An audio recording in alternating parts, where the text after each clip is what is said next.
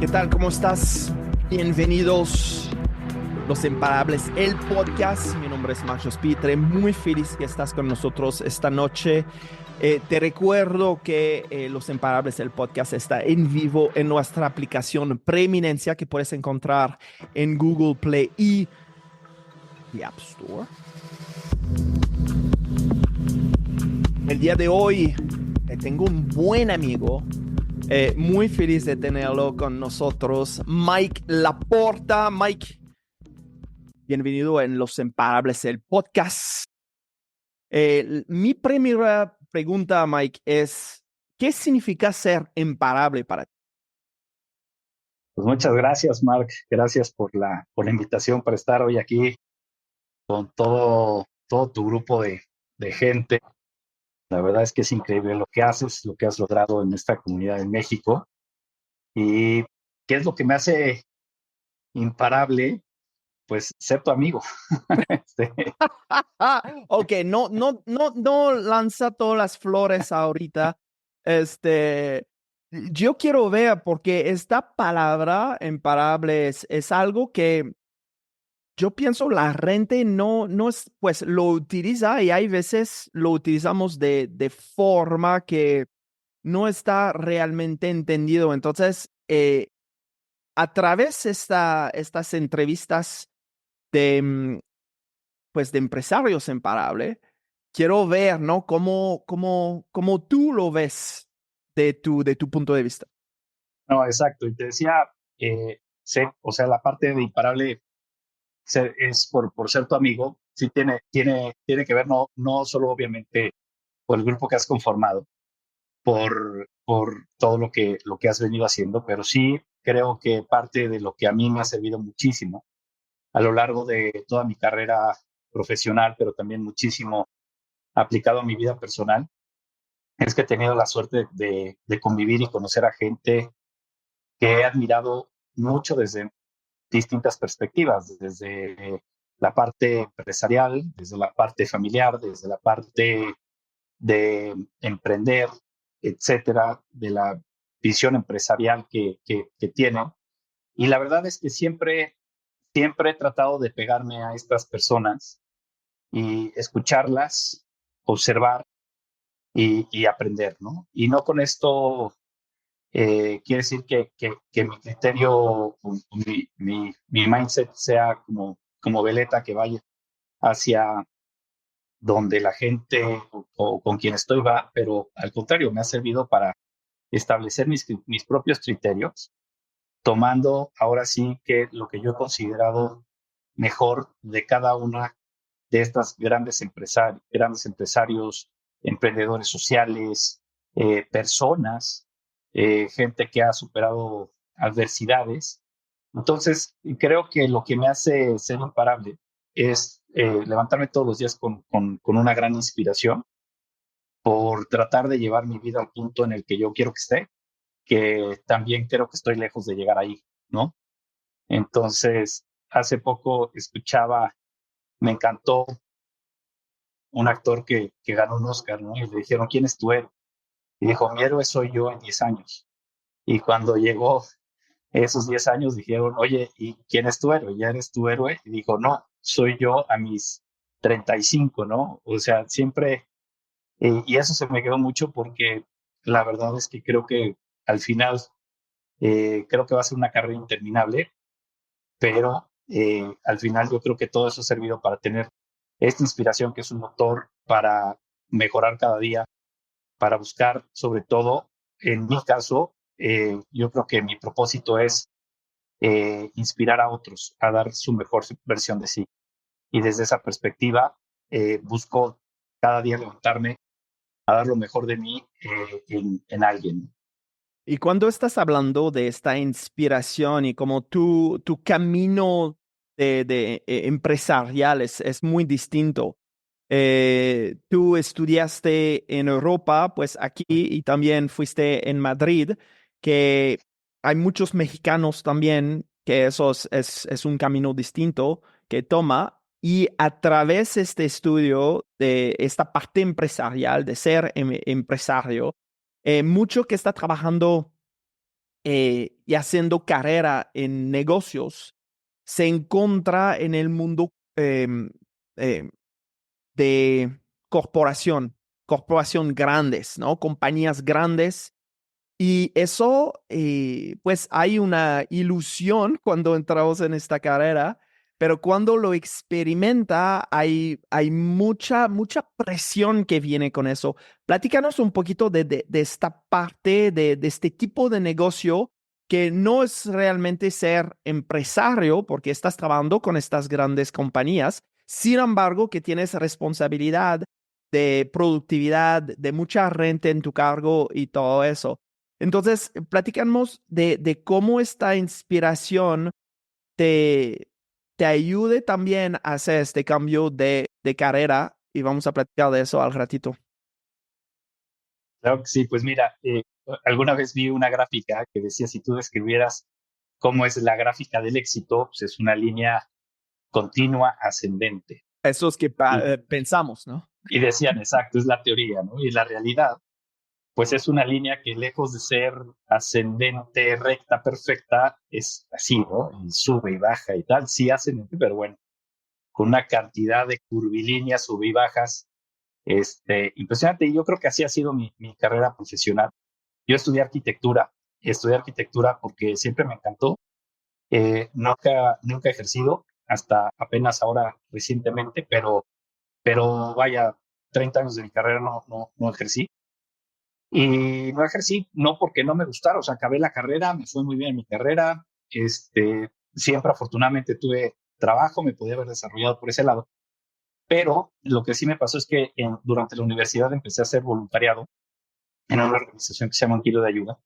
Yo tenía 20 años y descubrí algo que para mí me cambió totalmente la vida, Mark. Y fue que a 2 horas de mi casa conocí que había otro México que yo pensé que no existía, una realidad muy distinta.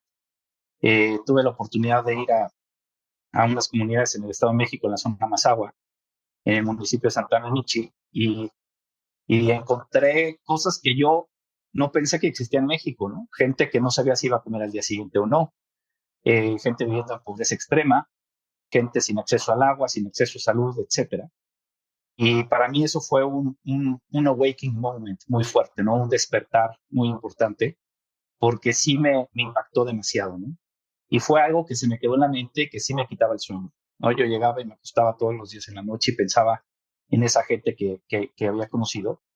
Y Y para mí, eso, perdón, porque es muy importante que estás diciendo, porque no realizamos la pobreza extrema que hay en un país y eso existe en todos los países a través del mundo, a través de tu experiencia. Tú lo viste de tus propios ojos en diferentes lugares de condiciones muy dramáticas cuando el agua, la comida, el shelter, ¿no? Un techo arriba de tu cabeza es para mucha gente, pues podemos decir, es la mayoría de la gente que lucha cada día por eso a través del mundo, si estamos checando al nivel global. totalmente, y en México es el 80% de la gente. O sea, en México, por ejemplo, el 80% del Producto Interno Bruto, de todo lo que se genera económicamente en México, se genera con el 3% de la población. Entonces, en lo macro, somos el 15º país más fuerte en la economía, según el Fondo Monetario Internacional, pero también eso no nos exenta de que haya 40 millones de personas viviendo en pobreza extrema, que sigue siendo gente que no sabe si va a comer al día siguiente o no, y en condiciones de pobreza son 80 millones de 120. Entonces, pero bueno, finalmente cuando yo tuve oportunidad de contactar con ese México fue algo que me impresionó mucho. Yo tenía 20 años, pero fue algo que me marcó y me cambió la vida más que el mejor curso de liderazgo que pudiera yo haber tomado en ese momento con el máximo gurú, porque yo en ese momento puntualmente en mi vida estaba viviendo una condición difícil. Mi papá afortunadamente pues fue alguien que fue un empresario exitoso la gran parte de su carrera, pero en la crisis del 94 en México, pues con todo el cambio del dólar, etcétera, él estaba en la industria de la construcción y quebró. Entonces a mí me tocó, pues prácticamente desde los 18 años mantenerme y yo estaba pagándome mi carrera en ese entonces, trabajando y estudiando y dentro de mi contexto social crecí en una familia en la Ciudad de México de clase media, como muchos, pero sí era de los pocos que tenía entre el grupo de mis amigos, pues que tenía que trabajar, que me tenía que desvelar, que tenía que hacer pues un esfuerzo extra muy grande para poder estar haciendo lo que el resto de mi contexto pues no luchaba tanto por hacer. Entonces yo en ese momento pues sí me quejaba mucho de la vida, ¿no? Sí me sentía como una víctima de una circunstancia en la que yo no quería estar. Estaba hasta cierto punto enojado, pero cuando yo tuve oportunidad de espejear mi vida con otra realidad, mi perspectiva cambió totalmente. Porque desde que yo regresé de esas comunidades, llegué y dije, oye, ¿de qué me quejo yo? Si al Ujú. final del día tengo un coche, tengo casa, tengo comida, tengo padre, tengo madre, tengo amor, tengo amistad, tengo mucha gente alrededor. Y eso me hizo cambiar un mindset de una manera que yo creo que ha sido la base para el resto de mi vida, porque empecé a cambiar desde sentirme que estaba en un punto de víctima a cambiar a vivir desde un modo de agradecimiento. Ujú. Entonces, todos los días yo me levanté, aprendí a levantarme agradeciendo mi casa, agradeciendo mi cama, agradeciendo las sábanas, agradeciendo el agua del baño, agradeciendo mi salud, agradeciendo un doctor, cosas muy básicas que nunca, gracias a Dios, me faltaron, pero que yo daba por sentadas, ¿no? Entonces, desde esa perspectiva, empecé a vivir desde el agradecimiento y empecé a agradecer mi trabajo, mi universidad, el poder ir en un coche y no en un transporte público a lo mejor, etcétera, etcétera, etcétera. Y eso para mí entonces siempre fue un motor hacia adelante, porque algo que también me metió mucho en contexto es que el rol de los niños en una comunidad rural es acarrear agua. Tú imagínate niños, pues de la edad de tu hija, de mis hijos, que su tarea es cargar 2 cubetas de 20 kilos cada una llenas de agua durante 2 kilómetros, ¿no? Ese es su trabajo todos los días. Entonces decías, oye, si ese niño puede cargar 2 cubetas de 20 kilos todos los días, que yo no pueda levantarme temprano para llegar, y que yo no pueda estudiar, que yo no me pueda desvelar, que yo no pueda dar un extra, que yo no pueda, o sea, para mí fue una inspiración muy grande que siento que sí me ha permitido pues lograr por lo menos todo lo que me he propuesto. Y a partir de ahí entonces fue por eso que decidí dejar la arquitectura y dedicarme al tema social siempre. Pero hoy el tema social es afortunadamente un tema muy actual que ha venido evolucionando muchísimo. Hoy hablar de fundaciones familiares, corporativas, es bastante común. Hablar también en los corporativos, inclusive de la sustentabilidad corporativa, ahora lo que se llama ASG o ESG por sus siglas en inglés, etcétera. Todo ya es una tendencia. Pero hace 25 años, dedicarte a trabajar en una fundación no era lo que es hoy, ¿no? Este tema apenas comenzó en México, había 3, 4 fundaciones grandes en todo el país, etcétera. Y de verdad, pues sí fue emprender, fue aventarme al precipicio en ese sentido, porque además yo había estudiado arquitectura y lo que empecé a hacer no tenía nada que ver con mi carrera. Ujú. Entonces, no era como que, bueno, voy, le intento 2 años y si no sirve, me regreso y cambio de empresa, ¿no? Sino fue un giro radical, pero al final del día, pues me fui siguiendo esta intuición, este llamado interno que yo tenía, porque yo sentía que yo podía dar y hacer mucho más, que tenía más talento para desarrollarme profesionalmente en este sector que dentro inclusive de la arquitectura.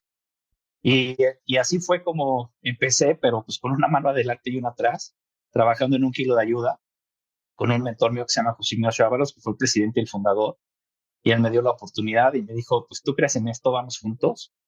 Y así fundamos, pues me tocó cofundar esta organización junto con él. Y aprendí muchísimo de manera intuitiva, puro sentido común no había libros de marketing social, por ejemplo. Entonces yo leía un libro de marketing y trataba de adaptar siempre conceptos de la empresa a lo social, ¿no? Y ahí fue donde realmente me enamoré de la empresa, porque yo soy un convencido pues, de la empresa, todo lo que es el governance, eh, la planeación estratégica, todo eso me ha encantado, porque de alguna manera yo sabía que era lo que se necesitaba, porque José Ignacio siempre me dijo, esto, aunque sea una organización, una ONG, la tenemos que dirigir como una empresa. Esto tiene que dar números positivos, tiene que ser rentable, tenemos que tener al mejor talento que podamos tener, etcétera. Y esta visión pues me ayudó mucho. Y también habiendo pocas fundaciones, tuve muchísima oportunidad de acercarme a muchísimos empresarios, a platicar con ellos, a pedirles donativos, ¿no? Entonces me acerqué, por ejemplo, a Ángel Lozada, que fue inclusive mi siguiente jefe después del Kilo de Ayuda, que es dueño del Grupo Gigante, y le decíamos, pues le presentábamos todo lo que hacíamos y también la oportunidad de poder sacar algo que fue muy innovador en su momento, que eran unas tarjetas que se vendían en las cajas de autoservicios de todos los supermercados en México. Y cada vez que comprabas esa tarjeta estabas haciendo un donativo. Ángel creyó en ese proyecto, lo empujó hacia adelante, entonces innovamos con un producto comercial que era totalmente, tenía marketing, era un producto, etcétera, pero su fin era social, Ujú. ¿no? Y entonces ese producto pues acabó estando en todos los puntos de venta, en todas las cadenas de autoservicio, como pocos productos había, ¿no? Y fue algo que estabilizó y le dio un ingreso fijo a la institución.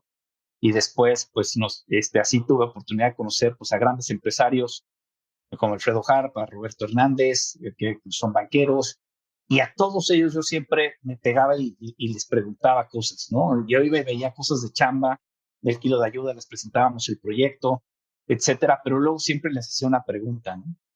Y ¿Qué, entonces me llevaba esa pregunta. qué podemos ver que está realmente apasionado de este tema y podemos sentir cuando estaba hablando de este impacto emocional que tú experimenté en tu juventud,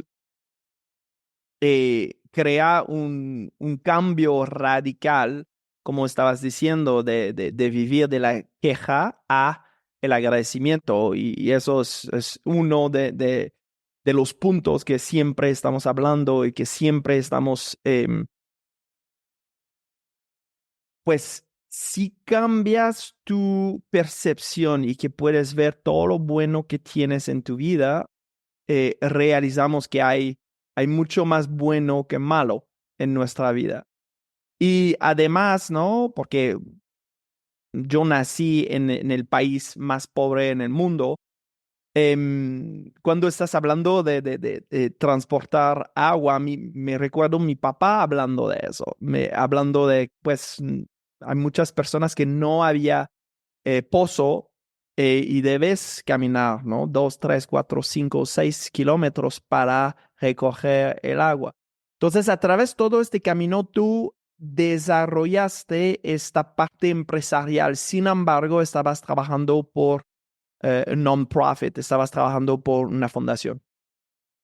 Así es, y la verdad es que fue siempre un mundo polarizado.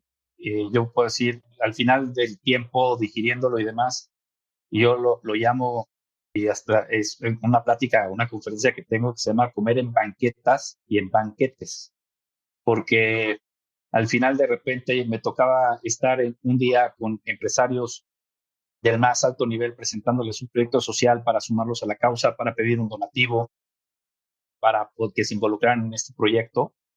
Y al día siguiente me tocaba estar en Oaxaca, en una comunidad rural, trabajando con esta gente y aprendiendo pues de la gran templanza humana que tienen para y sentido de sobrevivencia, ¿no? Entonces, desde esa perspectiva, pues así se ha desarrollado prácticamente toda mi carrera.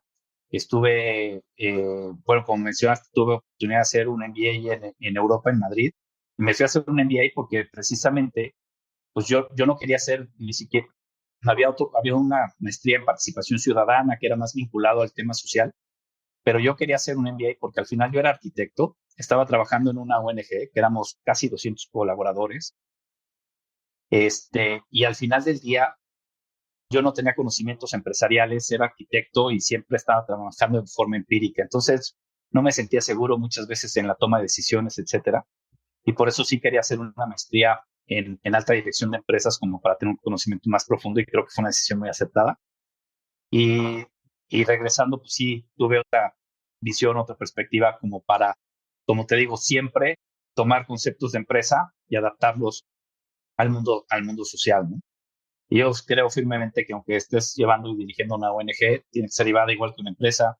Al final está conformada por personas, son organizaciones, tiene que ser eficiente, tiene que ser rentable, etcétera, ¿no? Pasó el tiempo bueno, tuve después oportunidad de yo que estoy casi 10 años ahí, de trabajar con Ángel Usada en un proyecto que se llama Ver Bien para Aprender Mejor. Y al poco tiempo me invitaron a sumarme a HSBC para dirigir el área de sustentabilidad corporativa en México y la fundación de HSBC.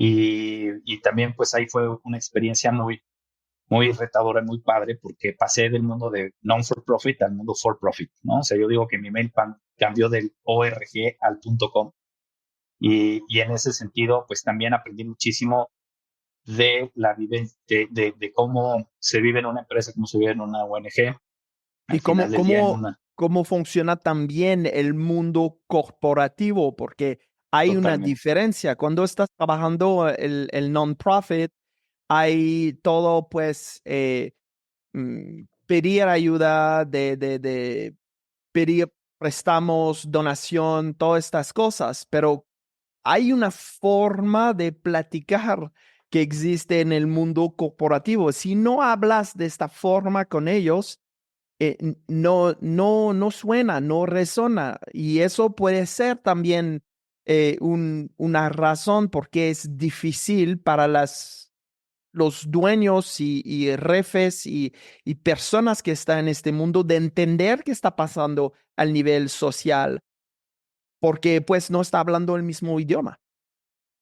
Ese fue un gran reto porque al principio cuando yo entré yo tenía casi 33 años, tenía 33 años cuando entré a HSBC, fui uno de los directores más jóvenes y estaba llevando un área que sí, muchas veces la gente del negocio me decía, ay, qué padre que tú estés este, ahí llevando cosas a las escuelas y limpiándole los mocos a los niños en el colegio, etcétera, mientras acá estamos haciendo dinero y trabajando de verdad, ¿no?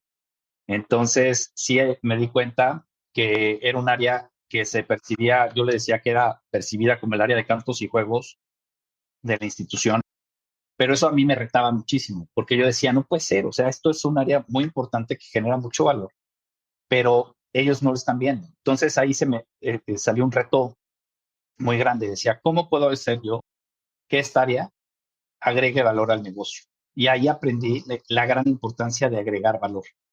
Entonces, desde ahí empezamos a hacer pues distintas estrategias sociales que por medio de las estrategias sociales nos permitieran involucrar a clientes, involucrar a los colaboradores, involucrar a los mismos directivos, ¿no? Y bueno, fueron casi 11 años los que estuve en HCBC y fue todo un journey, ¿no? Un viaje. No fue ¿Qué fácil. año estamos hablando ahorita? Porque Yo estuve del 2009 al 2019 ahí. imagínate, ¿no? En 2009 tan adelante de tu tiempo estaba, porque sí había esta conciencia de la sustentabilidad, si te recuerdas de la película de Al Gore, ¿no? Sí, Una sí, verdad, no es- me recuerdo el título en la, español, sí, era de like Unravel Truth o algo así, ¿no? algo como eso. Sí.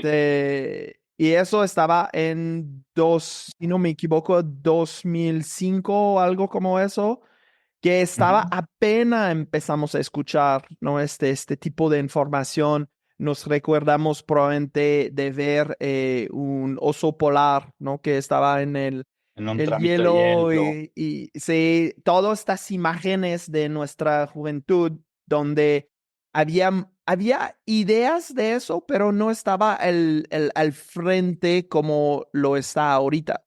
Pero tú, en 2009 creaste con una compañía con HSBC una parte de sostenibilidad y de trabajo social. Entonces estaba muy adelante de tu tiempo. Sí, y yo creo que a mi generación, digo, vemos varios amigos muy queridos que hemos emprendido en este sector. Y a nuestra generación nos tocó picar piedra y abrir estos caminos, ¿no? Hoy afortunadamente ya son estrategias mucho más asimiladas, pero sí, en su momento, por ejemplo, parte de ir involucrando esto precisamente fue traer algo a México, que era un reto y costaba un dineral traerlo, pero para llevar a empresarios a escuchar Al Gore, escuchar su concepto y que entendieran la importancia de hacer algo ahora y por qué hacerlo ahora, ¿no?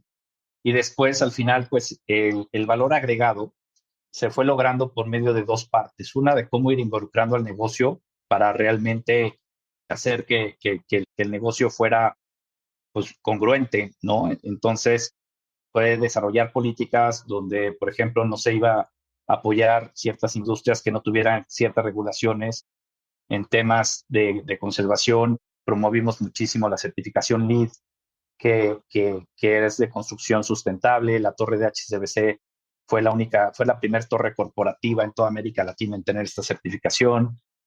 Tenemos azoteas verdes, o sea, nos tocó promover muchísimas cosas que ya hoy son mucho más normales, pero también por otra parte empezamos a promover el propósito dentro del banco con los colaboradores. Y ahí empezó a haber una diferencia porque justo empezamos a hacer voluntariado con los colaboradores del banco. Las áreas de negocio siempre gastaban un dinero importante en actividades de integración, en offsites con sus colaboradores. Y entonces yo les dije, no te gastes esa lana con una agencia, mejor danos esa lana a nosotros y te hacemos una actividad social. Vente a armar sillas de ruedas, vamos a conocer a la gente que le estás transformando la vida a través de una acción tuya, ¿no? Que también es algo, ese es otro punto que también me llevo adelante. Uno, agregar valor; dos, transformar las vidas. Y entonces empezamos a darnos cuenta que era una actividad muy interesante y muy importante porque al final eso integraba mucho más a su gente que cualquier actividad de trabajo en equipo, que reforzar comunicación, etcétera, ¿no? Porque de repente los jefes pues veían que pasaba algo increíble, Mark, pero era en el momento en que todos los colaboradores se ponían la playera de voluntariado, las jerarquías se acababan. Entonces, de repente veías a un subordinado pendejeando al jefe, que decía, a ver tú, güey, pásame esa caja, muévete, ¿no? Y como que hasta ubicaban y decían, ay, ya regañé al jefe, ¿no?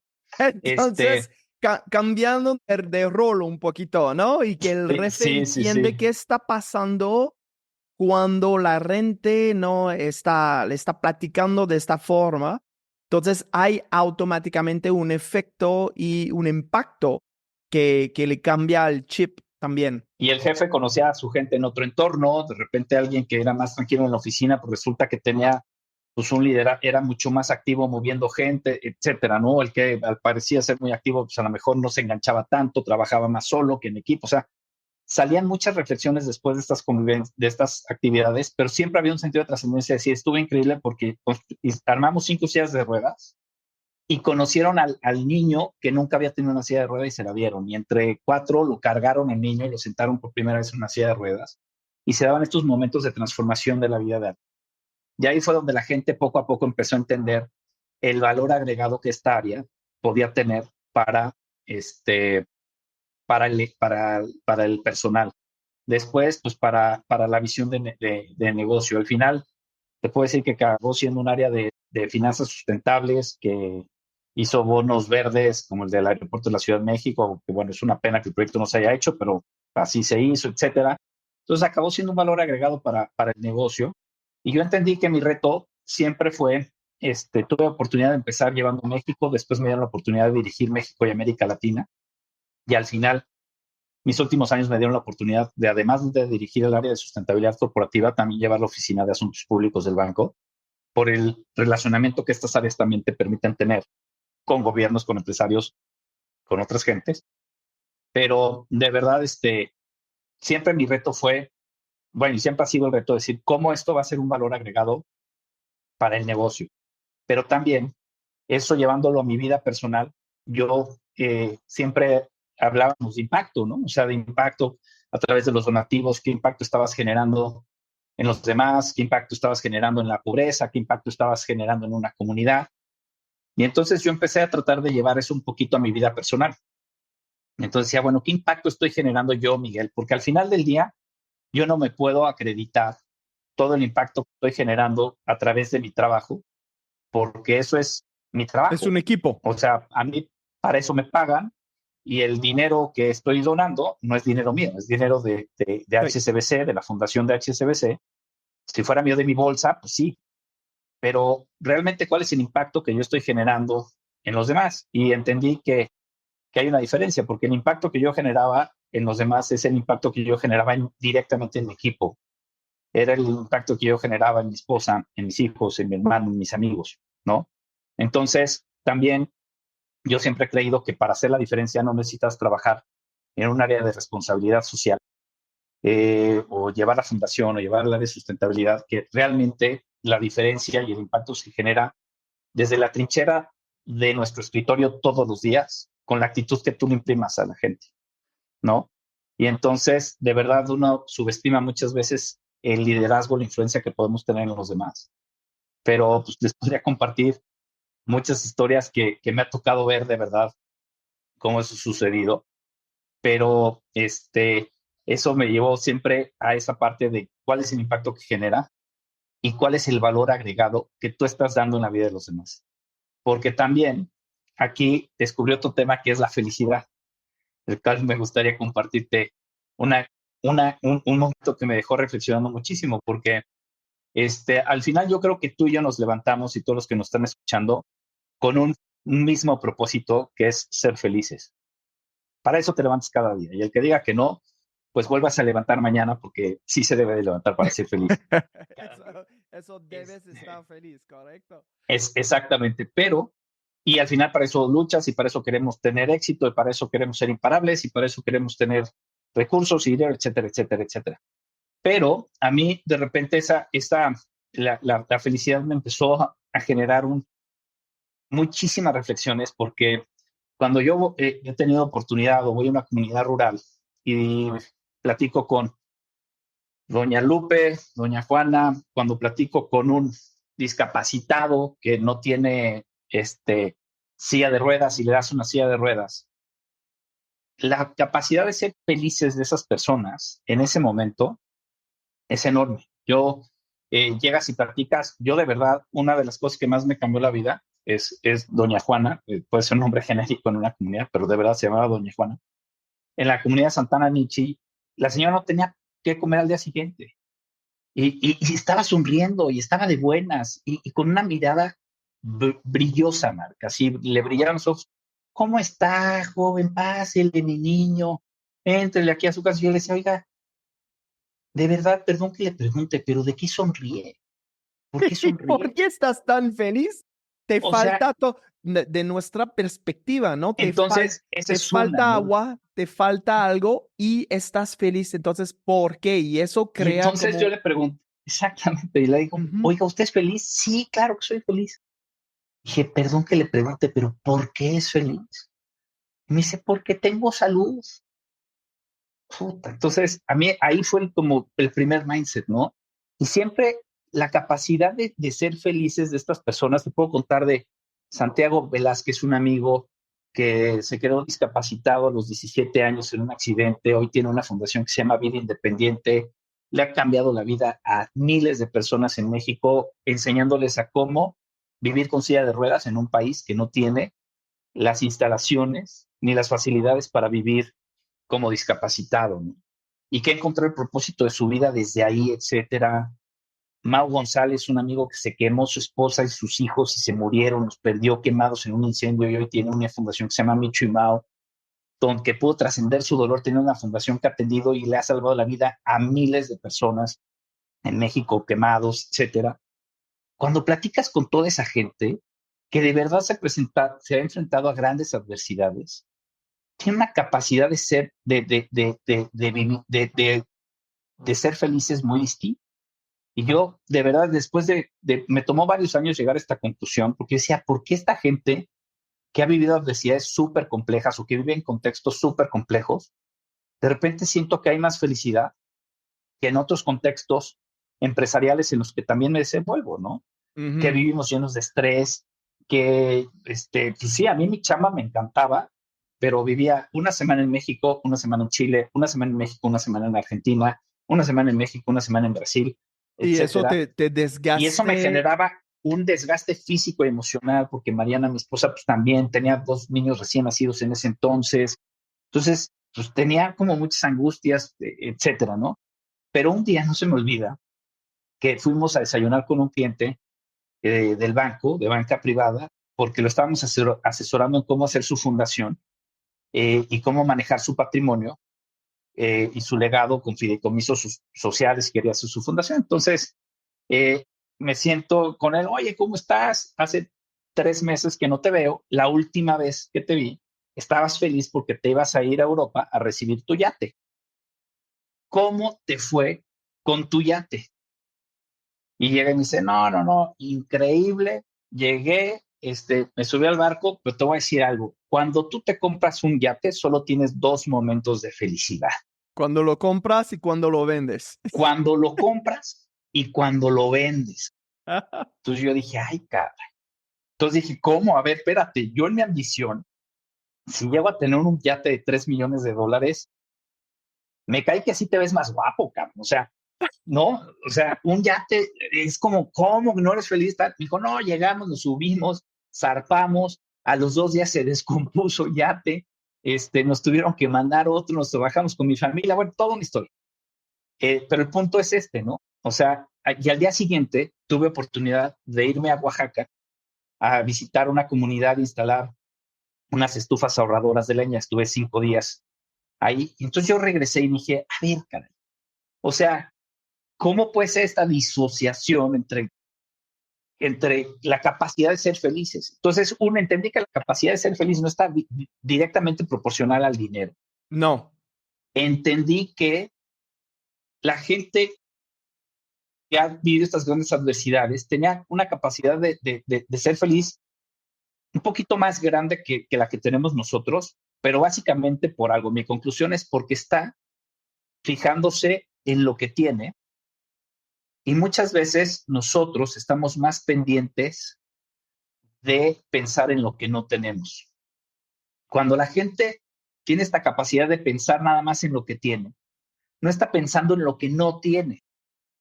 Entonces está en su presente y agradece que hoy tiene salud, independientemente de que no tenga mañana que comer o que no tenga agua, que vive en condiciones paupérrimas, pero está agradeciendo lo que hoy tiene. Y ahorita que estás diciendo es exactamente eso. Regresamos en este punto, este impacto emocional que tú experimenté, este estado de agradecimiento que crea esta felicidad, porque está en el momento presente. Yo estoy diciendo siempre, cuando vives en el pasado estás deprimido, cuando vives en el futuro estás viviendo en ansiedad. En El ansiedad. único momento que tenemos es ahorita ya. Y eso probablemente y me estás abriendo los ojos ahorita, porque que ellos están haciendo, tiene esta capacidad de vivir en el momento presente. Exactamente. Entonces, a lo mejor no están pensando si mañana van a comer o no, etcétera. Hoy tienen que comer, hoy están agradecidos. Hoy tienen su silla de ruedas, están agradecidos. Hoy tienen vida, el que se le murió le está agradecido, etcétera, ¿no? Entonces, están mucho más pendientes de lo que tienen que de lo que no tienen. Y muchas veces nosotros, que somos unos grandes bendecidos porque tenemos carrera, porque tenemos trabajo, porque tenemos familia, porque estamos estresados, puta madre, esto y el crédito y esto y y perdemos de vista lo que sí tenemos, estamos más pendientes, estamos poniendo nuestra energía, nuestro tiempo en lo que no tenemos En cuando tenemos adquirir. ahorita. Exactamente, ¿no? Ahorita que dijiste justo esa frase, yo se la escuché a una persona, Jacobo Romano, un amigo judío que quiero muchísimo y que ha aprendido también muchísimo de otras religiones. Justo llegó y me dijo eso, mira, demasiado futuro es ansiedad, demasiado pasado es depresión, pero el presente es bendición, ¿no? Entonces, pues sí, o sea, al final del día, creo que esto se trata de levantarte todos los días buscando, sí, como dices tú, me encanta tu concepto de imparables, pero, pues buscando eso, ¿no? O sea, morirte en la línea cada día y pues mañana ya verás que pasa un poco, ¿no? Pero sí, creo que no hay que dejar de verlo así, ¿no? O sea, yo, por ejemplo, te hubiera mentido si me dices, en un resumen, ¿qué consideras que es tu mayor éxito? Yo diría que tengo la enorme bendición de toda mi vida haberme dedicado a lo que le ha dado propósito a mi vida, ¿no? Este, pero desde esa perspectiva, pues claro que no ha sido fácil, ha habido momentos complejos. Cuando empecé mi carrera, todos me decían, estás loco, ¿de qué vas a vivir? Vas a trabajar en una fundación, es la Madre Teresa de Calcuta, etcétera. Y de verdad es que las cosas, pues yo te podría decir, se han acomodado solas, o no, pero me ha llevado a caminos impensables, ¿no? O sea, me ha llevado a conocer lugares en muchos países, muchos continentes, muchos proyectos en distintas partes del mundo, a trabajar en empresas que nunca yo hubiera pensado trabajar. Y al final, yo un día, cuando estuve trabajando en HCBC, después de ahí me fui a Coca-Cola, me invitaron a irme a Coca-Cola y dirigí la fundación de Coca-Cola y también el área de sustentabilidad en México. Y después del COVID, el COVID vino a replantearme todo un esquema de vida, porque al final el COVID me regaló, fue algo muy trágico a nivel mundial, que no me da gusto de ninguna manera, pero yo tuve oportunidad de encerrarme en San Miguel de Allende un año y medio, donde tuve la suerte de conocerte, y el COVID me regaló un año y medio de estar con mis hijos. Yo en 14 años, Marc, fui a comer a mi casa entre semana 3 veces en 14 años. Y de repente la vida me regaló comer un año todos los días con ellos. I- Entonces, Imagínate la locura, ¿no? Porque la renta de carrera, esos que la mayoría está experimentando, no está.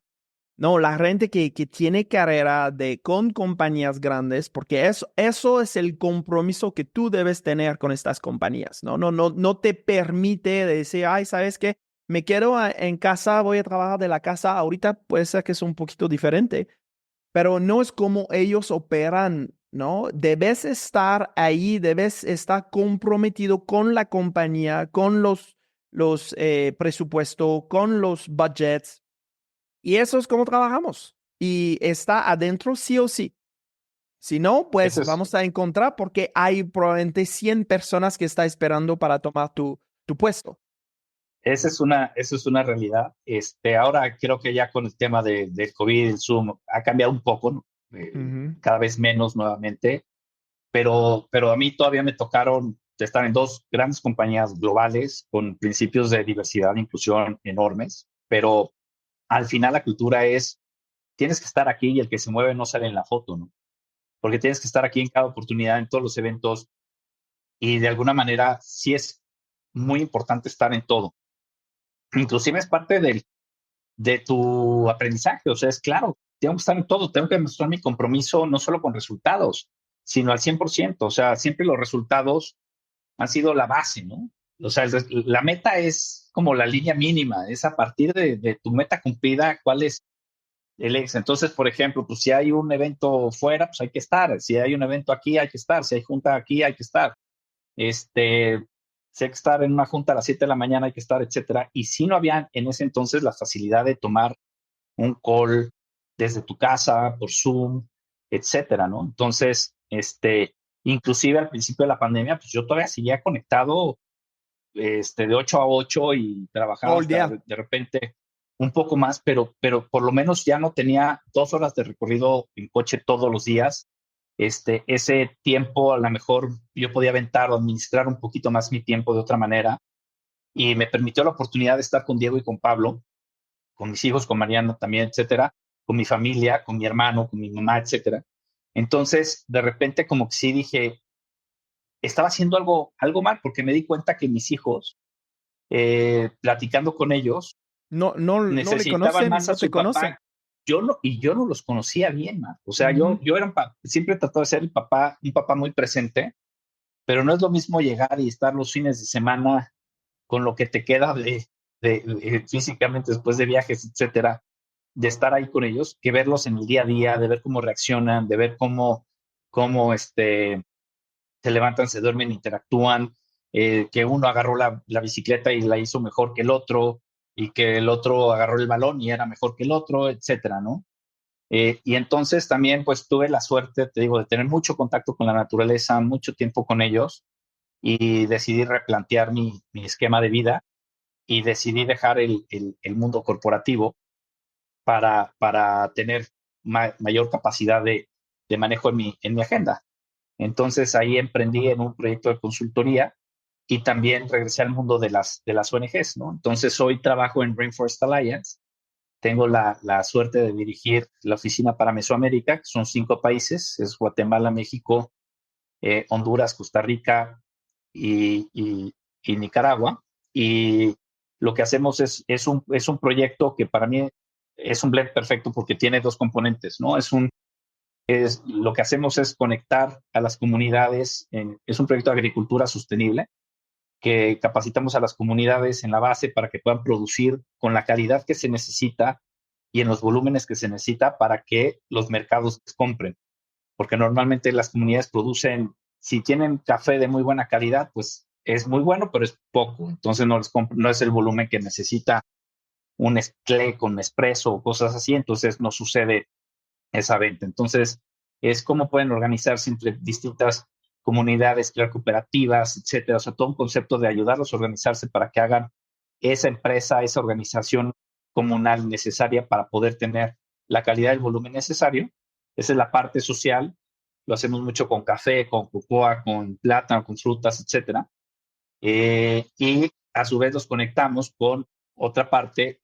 Todo eso se certifica y las empresas grandes lo compran porque necesitan productos certificados para exportar en Europa, etcétera, ¿no? Entonces, es un sello de una ranita que puedes ver hoy en el café de McDonald's, que todo el café certificado, o en todo el café de Nespresso en las cajitas viene atrás también, es café certificado, etcétera. Y cuando es certificado implica que está hecho de una manera sustentable, que no está comprometiendo recursos naturales adicionales, pero también implica que hay un tema de paga justa a los colaboradores y sobre todo algo muy importante, que no hay trabajo infantil involucrado, ¿no? Entonces Entonces, es un tema de derechos, es un tema de agricultura, pero siempre enfocado a que haya comercio, ¿no? Y que el comercio se conecte y que estas comunidades que no tienen ese mercado se conecten con los compradores que sí pueden pagar un poquito más por ese producto que también es. Entonces generas un modelo de economía en la base de la pirámide que empuja el desarrollo hacia adelante, ¿no? entonces ahorita estás mezclado las dos partes de tu carrera, la parte donde tu estudio, de tener un MBA, y la parte de la sostenibilidad del proyecto social. Entonces, estás, eh, estás en tu puesto perfecto al final, ¿no? Y puedo ver la manera ahorita cómo estás hablando, ¿no? Tienes mucha felicidad, esta felicidad que tú estabas platicando ahorita, este agradecimiento de qué estás haciendo. Una cosa que platicaste antes es de que este tipo de carrera te abriste muchas puertas al nivel gubernamental, al nivel privado, al nivel de encontrar personas y colaboradores que normalmente son bien difíciles de acceso.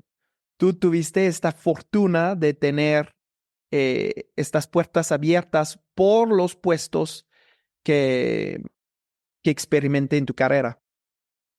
Yo creo que por los puestos, pero sobre todo por los momentos, ¿no? Porque también, por ejemplo, cuando yo empecé en esto, pues en México había fundaciones grandes, pues había muy pocas. Estaba el Teletón empezando, estaba el Kilo de Ayuda, que era una también de las más reconocidas, etcétera.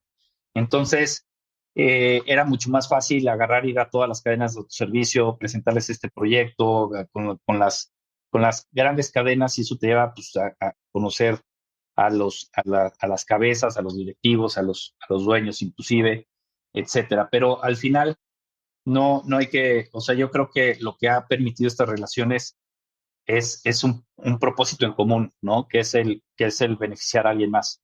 No era una relación por un interés personal de Mike Laporta y un business de Mike Laporta, ¿no? Sino realmente soy aquí, como viene Mike Laporta, puede venir Juan Pérez, pero te vengo a presentar un proyecto para transformar el tema de la nutrición en México, o para transformar el tema de los ojos, con el caso de Ángel Osado, o para transformar un proyecto de educación en HCBC, que también decía, oye, el banco tiene esta cantidad de dinero por la fundación, vamos a multiplicarlo con distintos aliados, y así te puedo decir pues, que también tuve, ahí agarras como esta visión empresarial de decir, a ver, yo siempre lo veo como un fondo de inversión, ¿no? El tema de donativos. Yo decía, aquí hay un fondo que hay 1,000,000 de pesos, ¿no?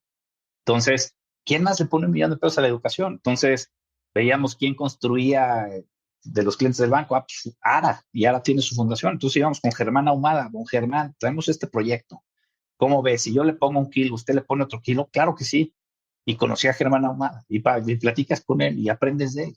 Oye, y necesitamos alimento. Oye, ¿quién de los clientes tiene alimento? Alsea. Vamos con Alsea, vamos con los Torrado. Y vamos con Alberto Torrado. Oye, Alberto, tal. Sí, claro que sí, aquí está mi fundación, la llevo a Madrid, etcétera, oye, pues, y tengo mi proyecto que se llama Van por mi cuenta. Entonces, empiezas a crear alianzas, empiezas a conectar sobre todo eso, ¿no? Yo creo que conectar puntos, etcétera. Y luego en el tema ambiental también nos metimos mucho con donativos. Y pues, ¿quién es el que marca la pauta en el tema ambiental en México, no? Banamex, que era inclusive nuestra competencia, pero logramos que en esos temas no hubiera competencia. Entonces, de ahí, el equipo de Banamex y el Andrés Albo, el director, pero pues Roberto Hernández era una persona súper, súper comprometida con el medio ambiente en México. Y luego así, pues, no sé, los del Valle, que también es gente increíble, Marc, es gente que de verdad tiene una generosidad, un compromiso que de verdad no es gente que deja de ser agradecida y está con toda la generosidad de decir, yo tengo que regresar lo que tengo, el impacto que estoy, lo que he logrado, lo tengo que regresar beneficiando, etcétera. Y así al final nos tocó ese momento donde se estaban haciendo estas agendas. Entonces creo que tuvo que ver mucho ese momento. Afortunadamente, pues hoy ya hay muchísimas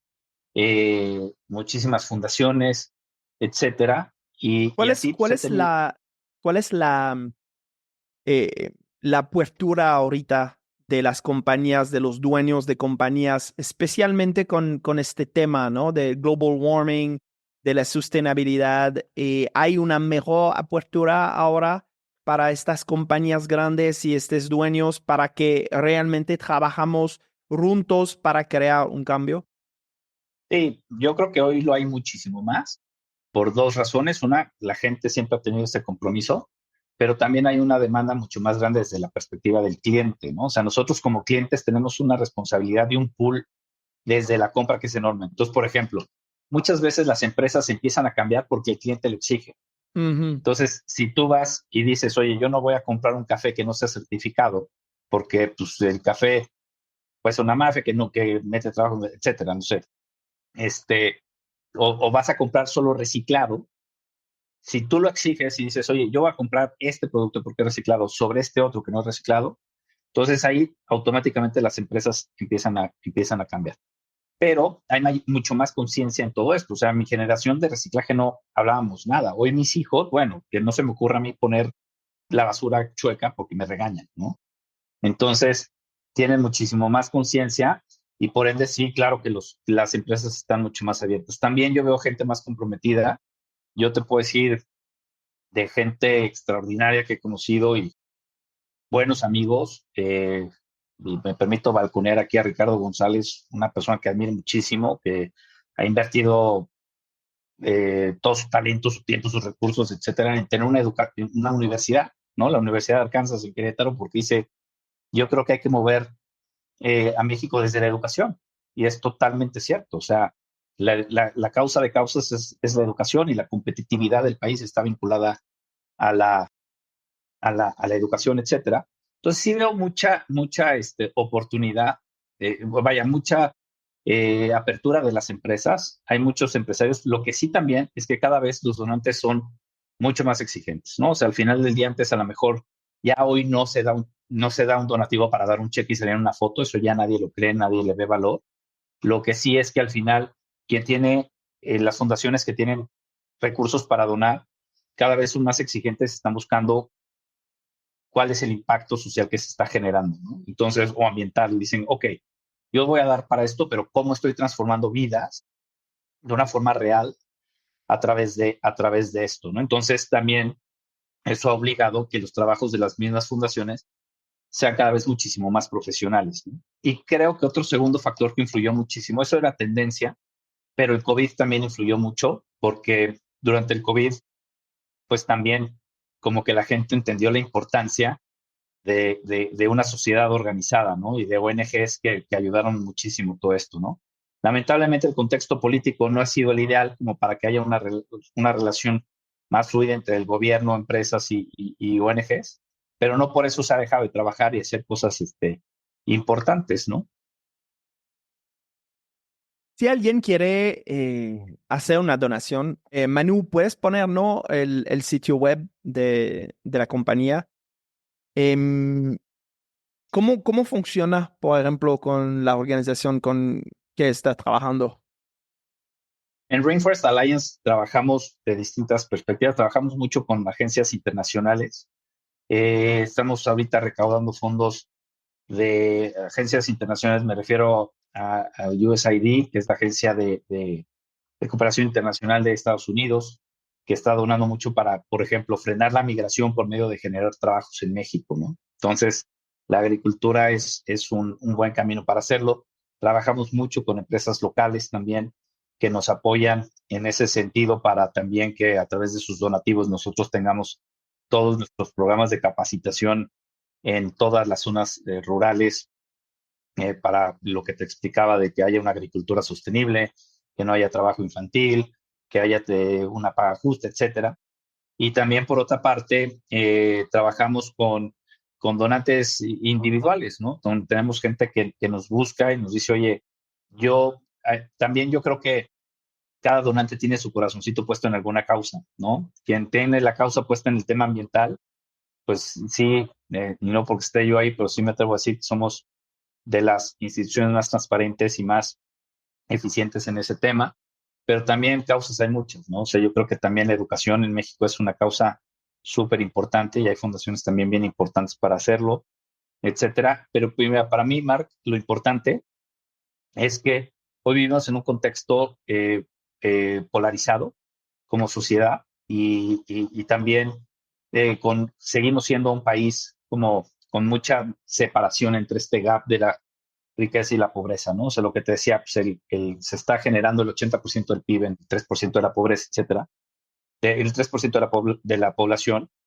y, y esto no le quita mérito a nadie, ¿eh? O sea, al contrario, yo creo que también, pues, por algo sucede, pero el punto para mí es que yo creo que siempre he escuchado en los últimos 3 años puntualmente demasiada queja sobre todo en el tema político, ¿no? Y todo es el tema de todas las cenas, etcétera y tal, ¿no? Y yo creo que si uno no es parte de la solución, es parte del problema. Entonces yo siempre he dicho, oye, con quien quieras, pero dona activamente con la causa que quieras. O sea, put your money where your mouth is, ¿no? Ujú. Es Entonces, ponle tantito base a en tu la causa que creencia quieras. personal. Base en tu En mi creencia creencia personal. personal, Ujú. yo sí creo que uno debe de darse un poquito a los demás y darlo desde colaborar con una institución, desde dar tu tiempo. O sea, los gringos tienen una teoría que dicen las 3 T's, ¿no? Tú puedes dar talent, time o treasure, ¿no? O sea, puedes dar tiempo, puedes dar talento o puedes dar dinero, cualquiera de las dos, pero involúcrate con algo, ¿no? Con lo que sea, participa activamente, porque si tú ya participas, ya pusiste un granito de arena, ya te puedes quejar con un poquito más de autoridad moral, ¿no? Que también me lleva un poquito al tema del voto, ¿no? Y es una discusión que he traído con todos los colaboradores que tenemos ahorita. Yo les digo, a ver, nadie puede quejarse política si no va a votar, porque es lo mínimo que puedes hacer. Si votaste, entonces sí ya quejas. Pero lo que no puedes hacer es quejarte de la política y ni Y siquiera no haber hacer votado, nada. No, porque no hiciste absolutamente nada, ¿no? Entonces eso no es estás una haciendo locura. nada Sí. por hacer que tu vida sea diferente, ¿no? Entonces, pero bueno, yo creo que al final,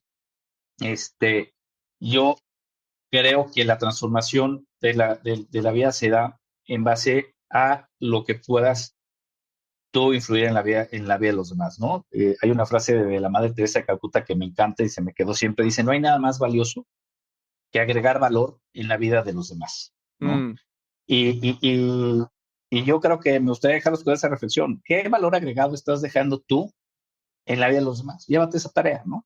¿Qué valor agregado estás dejando en la vida de tu jefe? Porque, por ejemplo, siempre nosotros, o en tus clientes, ¿no? O sea, siempre pensamos en el jefe, pues puede ser jefe en una empresa, puede ser jefe, el cliente para mí es un jefe, ¿no? Porque al final es quien te rige, etcétera. Bueno, ¿qué valor agregado, no valor? Valor es tu producto tú vendes, no sé, si vendes seguros, pues su seguro tiene coberturas, tiene temas, ese es tu producto. Pero ¿qué valor agregado le estás dejando? Sí, Y eso es ese la valor razón por qué agregado, quiere trabajar contigo. Es porque estás exactamente. agregando algo. Entonces es porque le puse una sonrisa, porque le puse una llamada, porque le puse un detalle, porque le puse. Entonces, eso con un cliente. ¿Qué valor agregado estás dejando en tu familia, en tus papás, en tus hermanos, en tus amigos? ¿Qué valor agregado estás dejando a tus hijos? A tus hijos, ¿no? Oye, yo lo llevo todos los días a la escuela. No, güey, esa es tu obligación, ¿no? Eso O es tu sea, trabajo. eso es tu trabajo. Pero ¿cómo lo llevas? O sea, el valor agregado a lo mejor es, estoy cansado, le quiero pegar un grito de decirle, cállate, son las 7 de la mañana, no ahorita, pero lo llevo con sonrisa, le hago un cariño. O sea, no sé, ¿cuál es ese valor agregado que tú vas a estar dejando a los demás? Porque también la vida me ha enseñado, Marc, que hoy estamos y mañana no. Ha habido gente muy querida, muy cercana, que lamentablemente se ha ido, en mi caso, un poco temprano.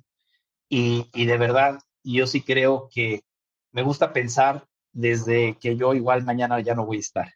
Y si mañana yo me fuera, toco madera, ¿qué me gustaría que la gente dijera de mí? ¿No? Ujú.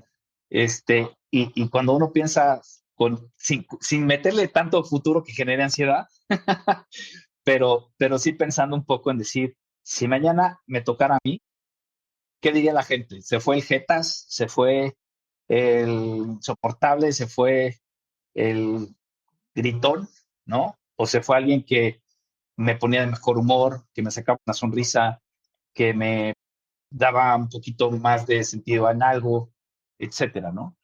Y de verdad tú piensas, la gente que te ha marcado a ti en tu vida, sin duda es gente que te ha dejado un valor agregado.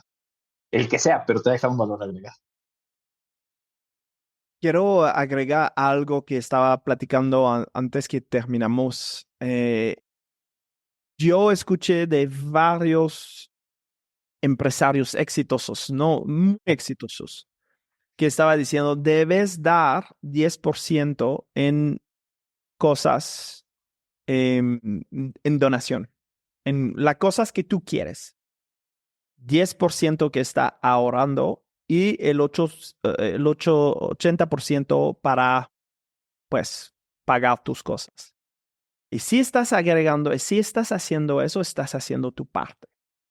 Entonces, base en que Mike estaba platicando de hacer una donación, de participar, de ser alguien que está jugando el juego, pues eso sería una buena manera. Y que la renta está diciendo, la renta exitosa de este 10, 10 y 80, ¿qué vas a realizar? De que siempre vas a tener dinero, siempre vas a tener más que necesitas. Pero este 10% que tú estás dando crea un impacto en la vida de los demás. Entonces, yo te invito a agregar eso. Em, ¿Qué puedes decir antes que terminamos eso, Mike?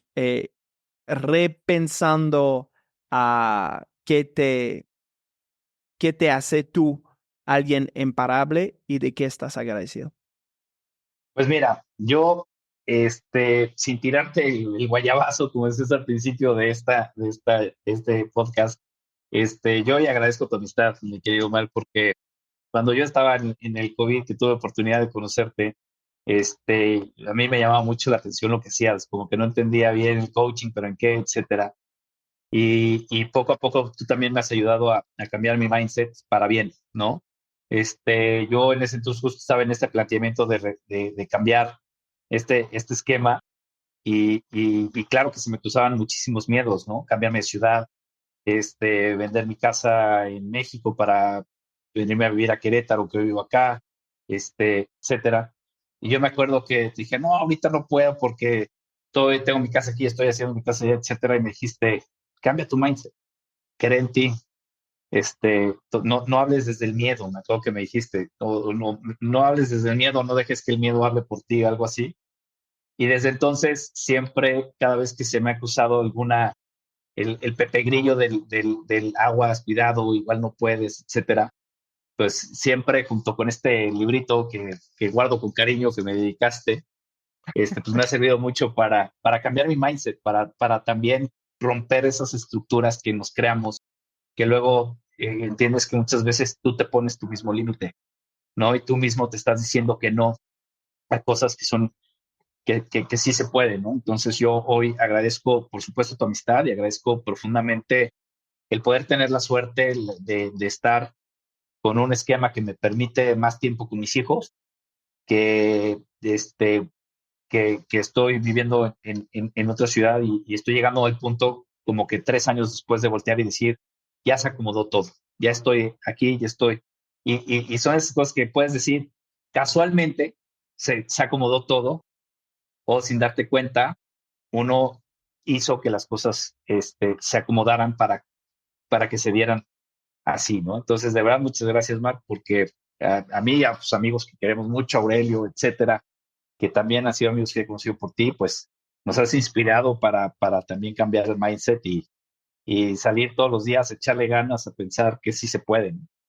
Pues eres un tipazo y estás haciendo un trabajo grandísimo. Yo estoy muy agradecido también de conocerte, conocer tu familia y que también estás ayudando la gente que no necesariamente tiene el todo, pero está trabajando con felicidad. Entonces, yo estoy de la opinión que cómo estamos haciendo nuestro trabajo, el amor que está poniendo en nuestro trabajo, eso está afectando y impactando todos. Entonces, este café que tú ayuda las comunidades a crear y a estar certificado y todo eso, eso definitivamente es un café con mejor calidad, con mejor gusto, porque hay una energía de amor y hay esta idea atrás que pues la energía está afectando todo. Entonces, si estamos en buena energía, buena vibra y feliz, automáticamente estamos dando un producto que está creando felicidad en los demás. Entonces, quiero agradecerte por tomar este tiempo para estar en Los Imparables, el podcast, y la próxima vez lo hacemos aquí en la oficina. No, hombre, gracias a ti, es un honor que me hayas invitado hoy y la próxima vez que digas Monday Morning Coffee, que sea con un café certificado, esto mejor todavía. Que ya creo que es Eso. porque toman Nespresso, entonces parece perfecto. Gracias, mi querido Marc, te mando un abrazo, gracias por la oportunidad de estar aquí hoy contigo. Muchas gracias. Pues Mike Laporta, mira este cambio de mentalidad que está pasando el momento que tú empezás a ver y que utiliza eso y puede ser que es un impacto duro, puede ser que es un impacto emocional, algo que parece como negativo, pero si estás tomándolo de la manera correcta, todo empieza a cambiar y tú puedes hacer lo mismo. Pues muchas gracias. Gracias de estar aquí, Los Imparables, el podcast. Nos vemos la próxima semana.